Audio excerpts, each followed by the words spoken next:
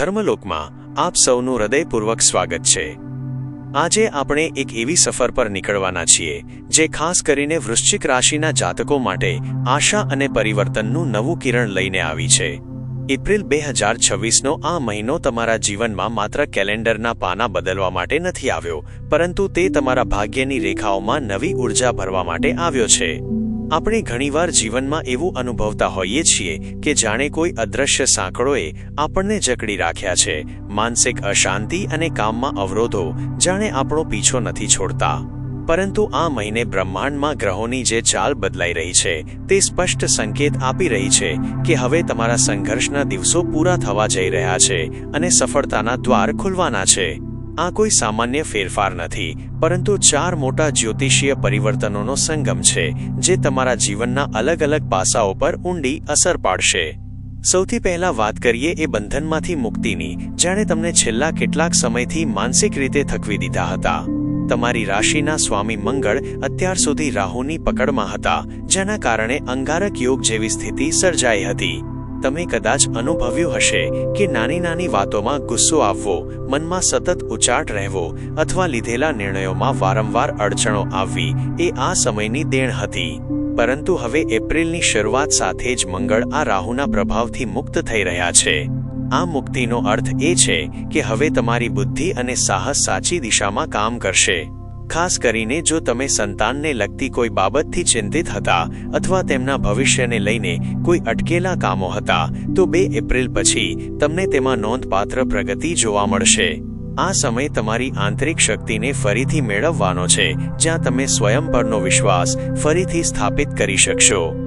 જેમ જેમ મહિનો આગળ વધશે તેમ તેમ અન્ય એક મોટી ઘટના આકાર લેશે જે તમારા ભૌતિક સુખ સુવિધાઓ સાથે જોડાયેલી છે। 12 એપ્રિલના રોજ શનિદેવ ઉદિત થવા જઈ રહ્યા છે। શનિ તમારી રાશિ માટે સુખ અને પરાક્રમના સ્વામી છે। અત્યાર સુધી શનિ અસ્ત હોવાને કારણે કદાચ તમે અનુભવ્યું હશે કે તમારી મહેનતનું પૂરું ફળ નથી મળી રહ્યું અથવા પ્રોપર્ટી અને જમીન મકાનને લગતા કામોમાં કોઈને કોઈ વિઘ્ન આવી રહ્યું છે। પરંતુ શનિના ઉદય થવાની સાથે જ આ સ્થગિતતા દૂર થશે। જે લોકો લાંબા સમયથી પોતાનું ઘર લેવાનું સપનું જોઈ રહ્યા છે અથવા મિલકતને લગતા કોઈ વિવાદમાં ફસાયેલા છે, તેમના માટે હવે માર્ગ મોકળો થશે। આ સમયગાળામાં તમારી હિંમત અને સ્પર્ધાત્મક શક્તિમાં વધારો થશે, જેના કારણે કાર્યક્ષેત્રમાં તમે વિરોધીઓ પર વિજય મેળવી શકશો। નાની મોટી મુસાફરીના યોગ પણ બની રહ્યા છે જે ભવિષ્યમાં તમારા માટે ફાયદાકારક સાબિત થઈ શકે છે। સંબંધોની વાત કરીએ તો જે લોકો પ્રેમ સંબંધમાં છે તેમના માટે શનિનો આ ઉદય સંબંધોમાં ગંભીરતા અને સ્થિરતા લાવશે। એકબીજા પ્રત્યેનો વિશ્વાસ વધશે અને તમે તમારા સંબંધને એક નવી ઊંચાઈ પર લઈ જવા માટે સક્ષમ બનશો। આ તે સમય છે જ્યારે તમારે તમારી જવાબદારીઓને સમજીને આગળ વધવાનું છે, કારણ કે શનિદેવ હંમેશા શિસ્ત અને પ્રામાણિકતાનું ફળ આપે છે। આ મહિનાનો ત્રીજો અને અત્યંત પ્રભાવશાળી બદલાવ 14 એપ્રિલની આસપાસ આવશે, જ્યારે ગ્રહોના રાજા સૂર્ય મેષ રાશિમાં પ્રવેશ કરીને ઉચ્ચના બનશે। તમારા માટે સૂર્યનું આ ભ્રમણ 6ઠ્ઠા ભાવમાં થશે, જે સીધું જ તમારી નોકરી અને વ્યવસાય સાથે જોડાયેલું છે। સૂર્ય એટલે તેજ, સત્તા અને આત્મસન્માન। જ્યારે સૂર્ય ઉચ્ચના બને છે ત્યારે તે તમારી મહેનતને દુનિયા સામે લાવવાનું કામ કરે છે। જો તમે સરકારી નોકરી માટે પ્રયત્ન કરી રહ્યા છો અથવા સરકારી વિભાગો સાથે જોડાયેલા કોઈ કામમાં અટવાયેલા છો, તો આ સમય તમારા માટે વરદાન સમાન સાબિત થશે। કાર્યક્ષેત્રમાં તમારા ઉચ્ચ અધિકારીઓ તમારી મહેનતની નોંધ લેશે। લાંબા સમયથી જે પ્રમોશન અથવા પગાર વધારાની તમે રાહ જોઈ રહ્યા હતા તેની શક્યતાઓ હવે પ્રબળ બની રહી છે। સૂર્યનું આ તેજ તમારા શત્રુઓને પરાસ્ત કરશે અને કોર્ટ કચેરી જેવી બાબતોમાં પણ તમને રાહત અપાવશે। આ સાથે જ સૂર્યની દ્રષ્ટિ તમારા 12મા ભાવ પર પડતી હોવાથી જે મિત્રો વિદેશ જવા માંગે છે અથવા વિદેશી કંપનીઓ સાથે વેપાર કરવા માંગે છે, તેમના માટે 14 એપ્રિલ પછીનો સમય ખૂબ જ અનુકૂળ રહેવાનો છે। ખરમાસની સમાપ્તિ થવાની સાથે જ જીવનમાં જે અટકેલા માંગલિક કાર્યો હતા, જેમ કે લગ્ન કે અન્ય સંસ્કારો, તેમાં પણ ગતિ આવશે અને ઘરમાં ખુશીઓનું વાતાવરણ છવાઈ જશે। પરંતુ આ બધાની વચ્ચે સૌથી મોટો રાજયોગ જે તમારી રાશિના ભાગ્યમાં લખાયો છે તે છે માલવ્ય રાજયોગ। 19 એપ્રિલના રોજ શુક્ર પોતાની સ્વરાશિમાં પ્રવેશ કરીને આ ભવ્ય રાજયોગની રચના કરશે. શુક્ર એટલે સુખ, સમૃદ્ધિ, પ્રેમ અને ઐશ્વર્ય. તમારી રાશિ માટે શુક્ર 7મા ભાવમાં એટલે કે ભાગીદારી અને દાંપત્ય જીવનના સ્થાનમાં બિરાજમાન થશે. આ એક એવી સ્થિતિ છે જે જીવનમાં અદ્ભુત વળાંક લાવી શકે છે. પતિ પત્ની વચ્ચે જો લાંબા સમયથી મનદુખ ચાલતું હોય તો તે દૂર થશે અને સંબંધોમાં ફરીથી એ જ જૂનો પ્રેમ અને આકર્ષણ પાછું ફરશે. વેપાર કરતા લોકો માટે આ સમય સુવર્ણ સાબિત થશે. માલવ્ય યોગનો પ્રભાવ તમારા આર્થિક પક્ષને ખૂબ જ મજબૂત બનાવશે. ધન આગમનના નવા સ્ત્રોત ખુલશે અને અટવાયેલા નાણાં પાછા મળવાની પણ પૂરેપૂરી સંભાવના છે.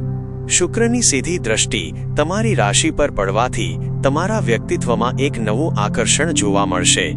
લોકો તમારી વાતોથી પ્રભાવિત થશે અને સામાજિક રીતે તમારી પ્રતિષ્ઠામાં વધારો થશે. જો સ્વાસ્થ્યને લઈને નાની મોટી ફરિયાદો હતી તો તેમાં પણ તમને નોંધપાત્ર સુધારો જોવા મળશે. આ મહિનો તમારા માટે શારીરિક, માનસિક અને આર્થિક ત્રણેય રીતે સંતુલન લાવનારો સાબિત થશે.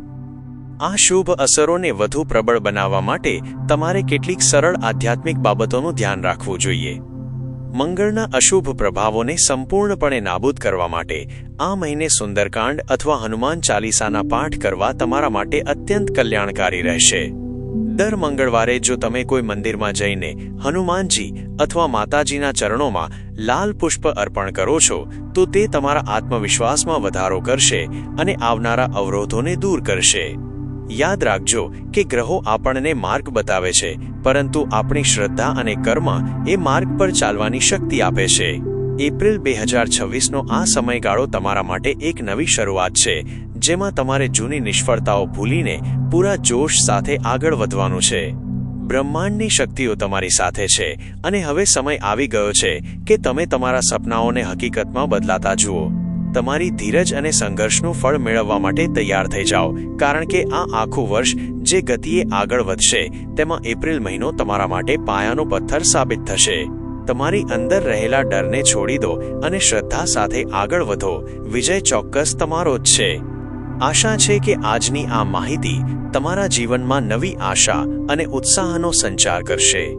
જો તમને અમારો આ પ્રયાસ ગમ્યો હોય અને આ વાતો તમારા દિલને સ્પર્શી હોય તો વિડીયોને લાઇક કરવાનું ભૂલતા નહીં.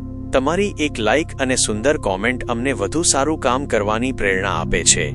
જો તમે હજુ સુધી ધર્મલોક પરિવાર સાથે જોડાયા નથી તો ચેનલને સબસ્ક્રાઇબ કરી લો, જેથી ભવિષ્યમાં પણ આવી જ રીતે આપણે સાથે મળીને આધ્યાત્મિકતા અને જીવનની ગૂંચવણોને સમજતા રહીએ. તમારો દરેક દિવસ મંગળમય રહે અને ઈશ્વર તમારી દરેક મનોકામના પૂર્ણ કરે તેવી પ્રાર્થના. ફરી મળીશું એક નવા વિષય સાથે. ત્યાં સુધી રજા આપશો. ધન્યવાદ અને જય શ્રી કૃષ્ણ.